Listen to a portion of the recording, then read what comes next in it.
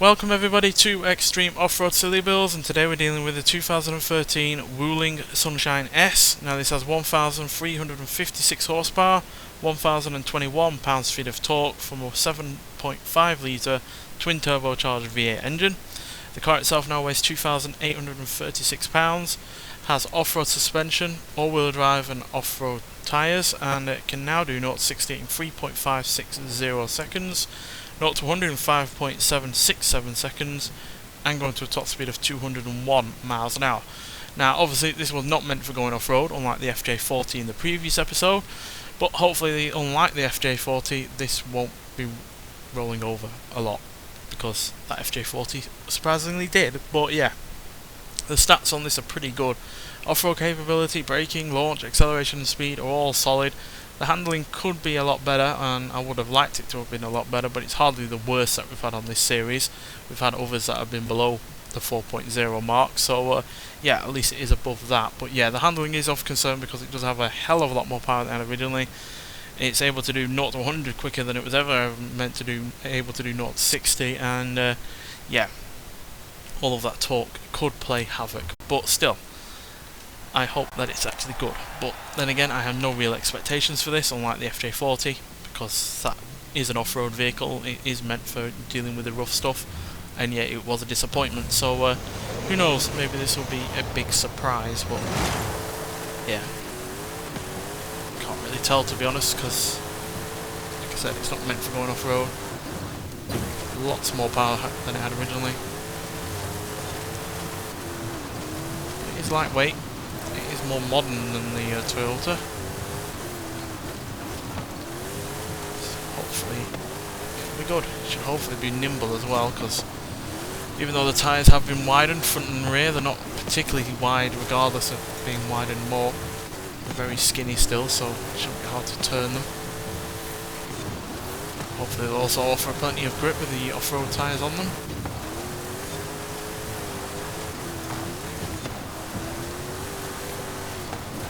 Really good speed there, nearly 170 miles an hour.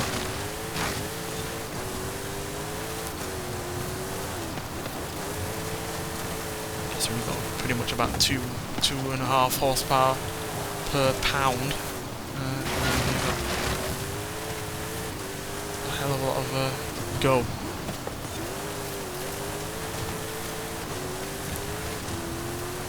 I actually don't know if that works out mathematically, but you know what I mean. It's got, you know, nearly 1,400 horsepower and it only weighs 2,800 or so pounds. That's, you know, a lot.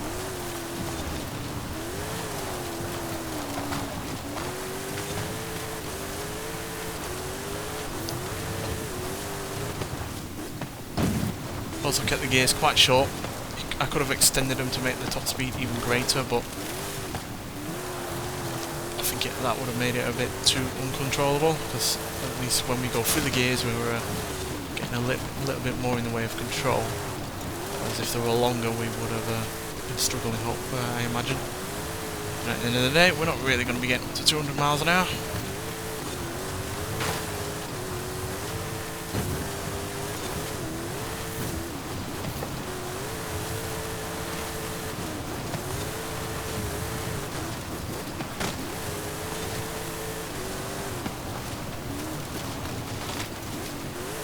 Occasionally wants to oversteer a fair bit, but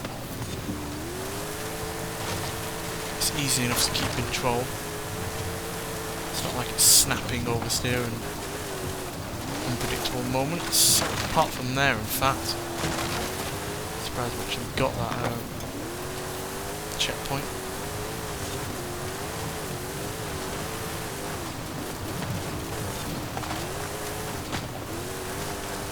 Good job it weighs as little as it does, because I imagine the brakes would be under a lot more pressure and we'd have to be braking a lot earlier.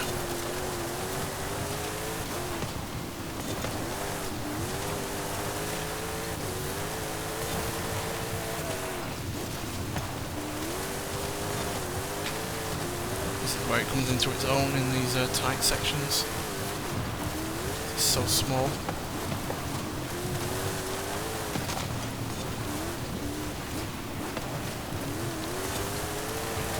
Second to last corner.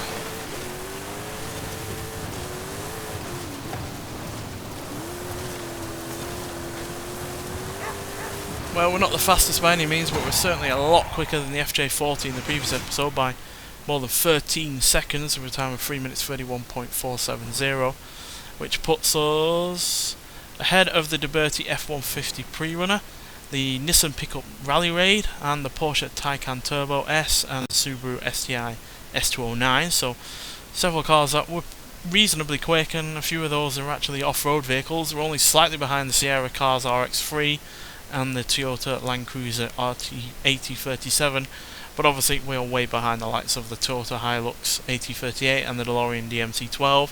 But still, considering this is a car that only had 80 or so horsepower, wasn't even able to go beyond 90 miles an hour, and certainly wasn't meant for going fast off-road, let alone fast at all. That is pretty impressive, and if I'd have been a little bit more careful in some of the corners, we would have been even quicker. But we only do it the once, so we have a fair time for every vehicle, because if I did it multiple times for the FJ40 in the previous episode, I'd have been there forever trying to keep it from rolling over, and that was pretty much going to be nigh on impossible without crawling along at 30 miles an hour. So still mightily impressive, and to be quicker than the F150 pre-runner and the Nissan Pickup Rally Raid is fairly impressive, because they are quite the off-road beasts, and this really isn't. So but nonetheless, thanks for watching, and I'll see you in the next one. Bye.